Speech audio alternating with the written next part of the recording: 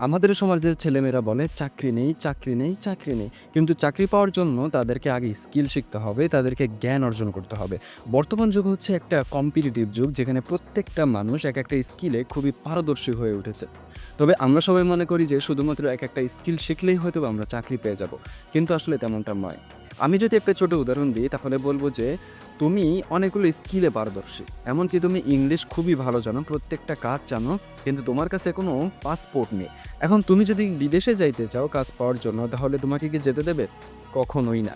কারণ তোমার যতই স্কিল থাকুক না কেন, তোমার পাসপোর্ট ছাড়া তোমাকে বিদেশে যেতে দিবে না। তাই জব পাওয়ার জন্য আমাদের কাছে যতই স্কিল থাকুক না কেন, আমরা যতই কাজে পারদর্শী হই না কেন, আমাদের কাছে একেকটা সার্টিফিকেট লাগবে। আমাদের এইচএসসির সার্টিফিকেট লাগবে, এইচএসসির সার্টিফিকেট লাগবে, এমনকি অনার্স মাস্টার্সের সার্টিফিকেটও লাগতে পারে।